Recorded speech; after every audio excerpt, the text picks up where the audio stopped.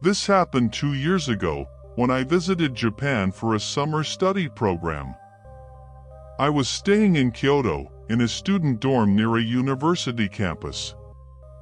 I'd always been into photography, and during one of our free weekends, I decided to take a solo trip to a lesser-known shrine in the northern mountains, one that wasn't in any guidebooks. I found it while browsing a Japanese hiking forum. A user had posted photos of a path lined with dozens, maybe hundreds, of torii gates. They called it Akamichi, the red path. No GPS pin. Just directions, a certain train line, a bus to a village, then a forest path behind the abandoned school. It was perfect. Off the beaten track. Unfiltered. I didn't tell anyone where I was going. The journey there was peaceful. A slow train ride. A creaky bus with maybe 2 other passengers. The village was quiet, more like a cluster of houses, and exactly as the post described, there was a moss-covered building at the edge of the woods.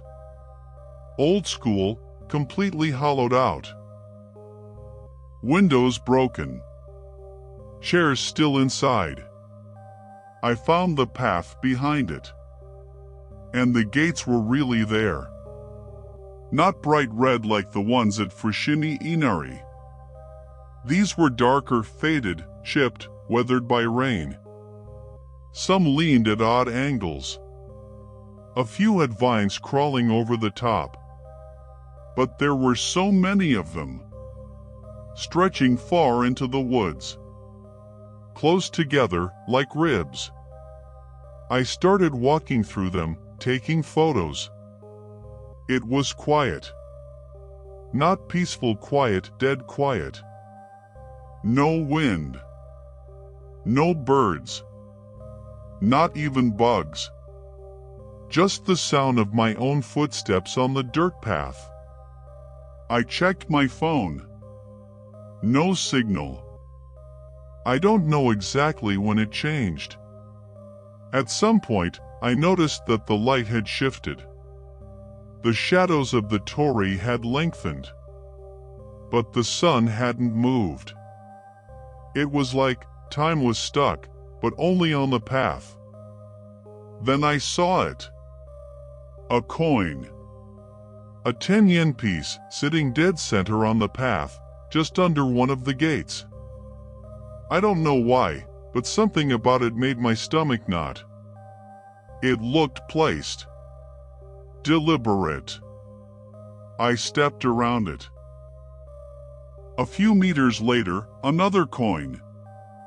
This time, a 1 yen. Then a cigarette butt.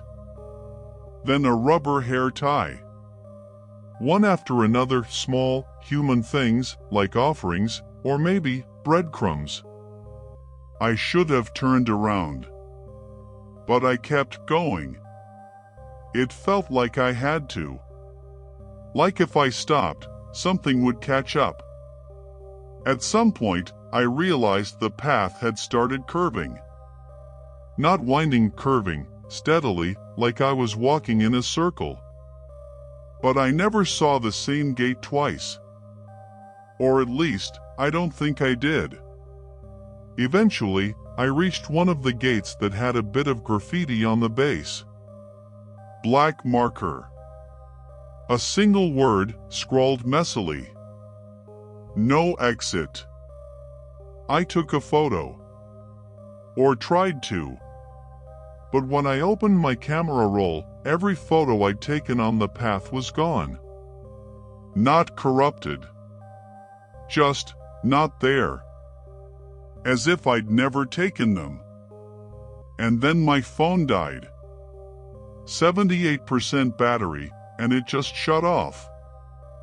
That's when I really panicked. I turned back. Started walking quickly, retracing my steps. But something was wrong. The items I had passed, coins, cigarette, hair tie, were gone. The gates all looked the same now. The path felt longer. The silence deeper. Then I noticed something. There was a footprint next to mine in the dirt. Barefoot. Small. Like a child's. But only one set. Like they had always been behind me. I don't remember exactly how I got out. My memory is just a blur of branches and shadows, tree trunks flashing past me like I was underwater. I was sprinting. My feet were sliding on wet leaves, and I almost fell more than once. I didn't dare look back. The air in the forest had thickened. Every breath felt heavy and wet, like the air itself didn't want me to leave. I swear I could feel something just behind me, not chasing, exactly, but close enough that I could feel it watching. Like the forest itself had turned into a tunnel, funneling me somewhere I wasn't supposed to return from. I think I was crying. Not out loud, but my face was wet, and I didn't know if it was sweat or tears.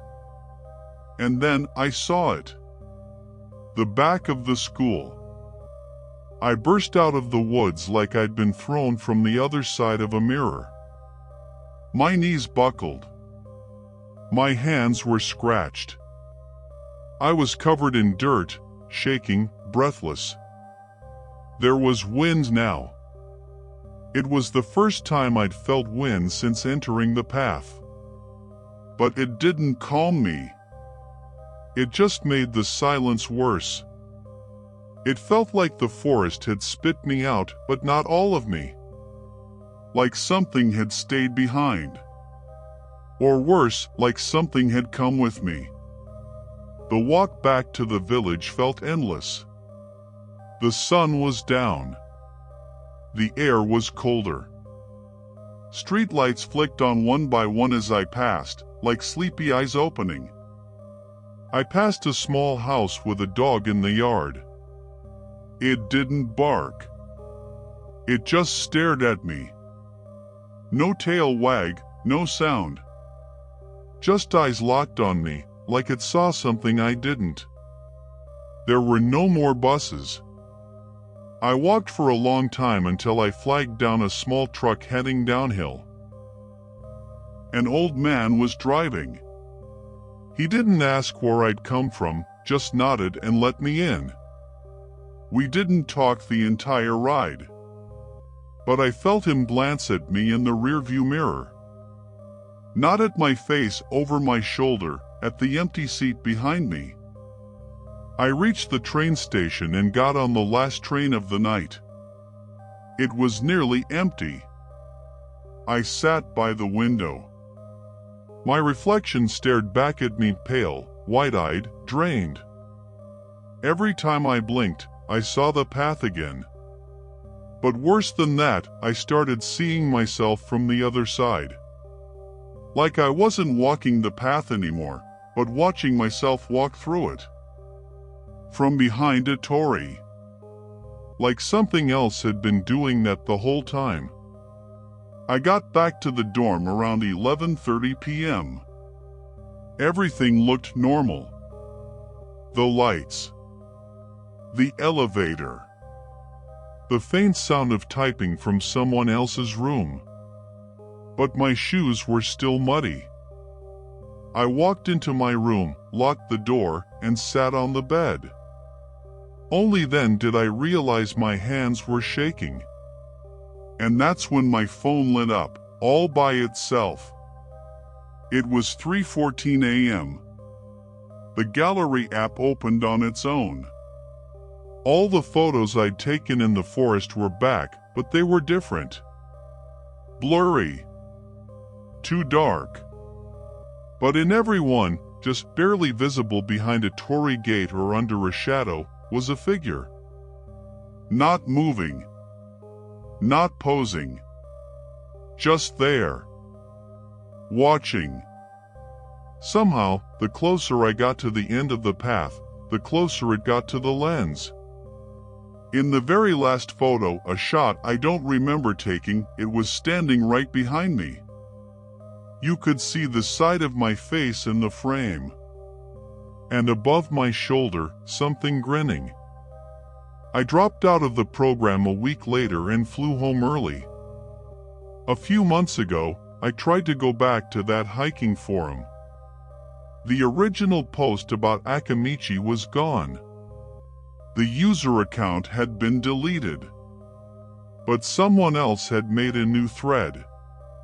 Just 2 words. Still walking.